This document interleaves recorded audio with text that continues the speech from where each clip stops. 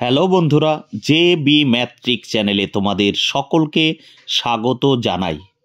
বন্ধুরা, তোমরা হয়তো অধীর আগ্রহে বসে রয়েছো কবে তোমাদের পরীক্ষা হবে। সত্যি আমিও বসে আছি, কারণ আমরাও তো পড়াই। তো প্রত্যেকটা স্টুডেন্টের মুখে একই বক্তব্য যে স্যার কবে পরীক্ষা হবে। দেখো, সামনে একটা লক্ষ্য না থাকলে সত্যি পড়াশোনায় সেভাবে মন বসে না, এটা সত্যি কথা। কিন্তু ভাই, কিছু তো করার নেই। এই দেখলে তোমরা, কিছুদিন আগে একটা আন্দোলন হয়ে গেল ডব্লিউবিপি কেপির জন্য। তো সেই আন্দোলনে আশা করি সুফল পাওয়া যাবে। পিআরবি বোর্ড অবশ্যই ভাববেন, আমাদের রাজ্যের মুখ্যমন্ত্রীও অবশ্যই ভাববেন, আশা করা যায়। কারণ পুলিশ এই মুহূর্তে কিন্তু পশ্চিমবঙ্গে প্রচুর পুলিশের দরকার রয়েছে। সিভিক দিয়ে তো সব কাজ করানো যায় না, কিন্তু চলছে, সিভিক দিয়েই কাজ চলছে। কিন্তু পার্মানেন্ট যে নিয়োগটা, সত্যি আমরা দেখেছিলাম 2018 সালে যেভাবে নিয়োগগুলা করেছিল, তার পরবর্তীতে কিন্তু নিয়োগগুলা অনেকটাই ডিলে হয়েছে। তো অনেক অজুহাত দেখিয়ে ওবিসির বিষয়টা নিয়ে, কিন্তু আবারও বলছি ভাই, ওবিসি বিষয়টা মূল ফ্যাক্টর না। কারণ মহামান্য বিচারপতি রাজাশেখর মান্থা যে রায়টা দিয়েছিলেন, সেখানে কিন্তু পরিষ্কার বলা ছিল যে অনগোয়িং প্রসেস, এবং যারা চাকরি পেয়ে গেছে তাদের কোনো প্রভাব পড়বে না। তারপরেও কেন পরীক্ষা নিচ্ছে না, সেটা তোমাদের যথেষ্ট বুদ্ধি রয়েছে, তোমরাও বুঝতেই পারছো। তবে আশা করি এই আন্দোলনের ফলে কিছু একটা শুরু হবে, এটুকু আশা করা যেতেই পারে। মানুষ আশায় বুক বাঁধে।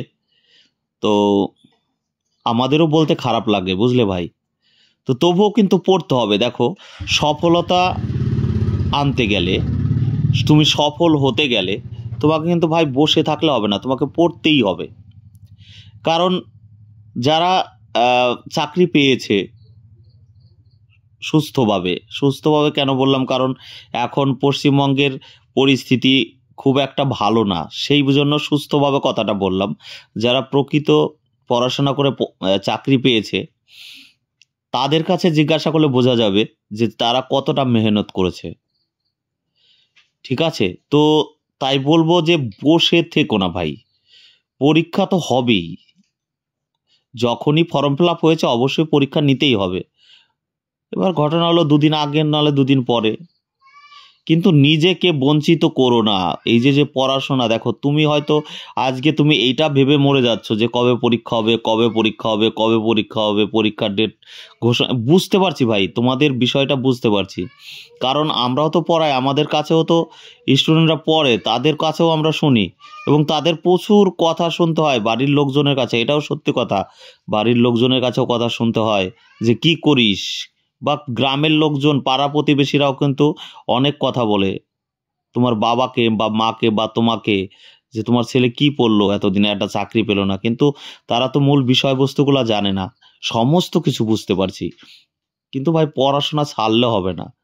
কারণ সেই কি বলতো, যে অস্তিত্বের জন্য তোমার লড়াই, এখন চাকরির জন্য তোমার লড়াই।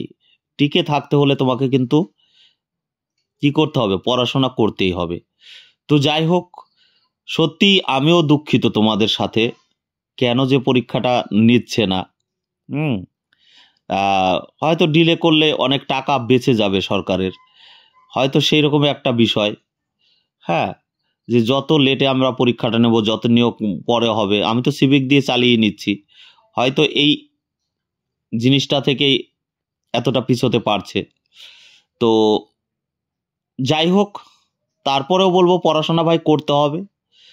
হ্যাঁ, তুমি যখন চাকরি করতে ইচ্ছুক, পড়াশোনা ছাড়লে তো ভাই হবে না, পড়তে হবে। আবারও বলছি, দুঃখের সহিত বলছি, তোমাদের সঙ্গে আমি সমব্যথিত।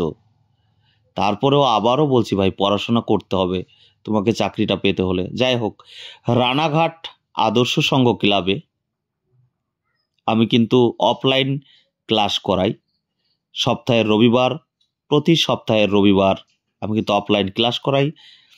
শুধু এখানে অফলাইন ক্লাস যে হয় তা কিন্তু না, এখানে আমি তো একদিন যাই অফলাইনে, মোটিভেশনটা দেওয়া হয়, প্লাস দেখো মোটিভেশনটা হলো বড় ব্যাপার। তুমি দেখবে ওই 12 ফেল বইটা দেখবে, যারা দেখোনি অবশ্যই তোমাদের দেখা উচিত, যে কতখানি পরিশ্রম করলে এবং ভেঙে পড়লে চলবে না, কতবার ফেল করলো, লাস্ট অ্যাটেম্পটে কিন্তু সে চাকরিটা পেল। হ্যাঁ, তো মোটিভেশনটা হলো সবচেয়ে বড় ব্যাপার, মোটিভেশন ছাড়া হয় না ভাই, মোটিভেশনটা দরকার। তুমিও পারবে, এই যে আমি কথাটা বলি, অনেকেই কমেন্ট করো যে দাদা তোমার কথায় আমাদের জোশ পাই, ঠিক আছে, তো মোটিভেশন দরকার ভাই, ভেঙে পড়লে হবে না, পড়াশোনা করতে হবে। আচ্ছা, এখানে যারা পড়াশোনা করে মানে এখানে যারা ভর্তি হয়েছে তাদের কিন্তু গুগল মিটে ক্লাস করানো হয়, গুগল মিটেও কিন্তু ক্লাস করানো হয় তাদের জন্য, শুধুমাত্র তাদের জন্য গুগল মিটে ক্লাস করানো হয়। এবং আমি সপ্তাহে একদিন আমি রানাঘাটে যাই অফলাইন ক্লাস করানোর জন্য সামনে থেকে, প্লাস মোটিভেশন দেওয়ার জন্য, প্লাস অঙ্ক সামনে থেকে শেখানোর জন্য। তাছাড়াও এখানে যারা ভর্তি হয়েছে তাদের একটা হোয়াটসঅ্যাপ গ্রুপ খোলা রয়েছে, সেখানে কিন্তু প্রতিনিয়ত অঙ্ক আমি পাঠাই এবং স্টুডেন্টরা পাঠায়, যেগুলা তাদের বেঁধেছে সেগুলো কিন্তু প্রতিনিয়ত আলোচনা হয়। অর্থাৎ আমি কিন্তু সপ্তাহে 7 দিন তাদের সঙ্গে যোগাযোগ রেখে চলেছি। যাই হোক, তোমরা যারা ভর্তি হতে চাও অবশ্যই স্ক্রিনে দেওয়া নাম্বারে ফোন করে তোমরা যোগাযোগ করে নিতে পারো। দেখো ভাই, প্রশ্ন হলো তোমাকে কোনো নাম্বার যাতে কাটা না যায়, তুমি একটা সাবজেক্ট যে কোনো, যেমন আমি অঙ্ক করাই, অঙ্কে যেন তুমি ফুল মার্কসটা পাও, তার জন্য কিন্তু আমিও চেষ্টা করি। কারণ আমার একটা স্টুডেন্ট যদি 25টা অঙ্ক থাকে বা 30টা অঙ্ক থাকে, আমি চাই সেখানে যেন ফুল নাম্বারটা পায়। তো যাই হোক, যারা ভর্তি হতে চাও এই স্ক্রিনে দেওয়া নাম্বারে কিন্তু তোমরা যোগাযোগ করতে পারো। ঠিক আছে, ভালো থেকো সবাই। আজ এই পর্যন্তই। আবারও বলবো, তোমরা ভর্তি হলে এই নাম্বারে যোগাযোগ করো, তোমাদের লাভই হবে, ক্ষতি হবে না। আমি চেষ্টা করব তোমাদের 100% দিয়ে তোমাদের যাতে একটা নাম্বারও কাটা না যায় সেই ব্যবস্থাটা করার জন্যই রানাঘাটে যাওয়া, এটুকু বলতে পারি।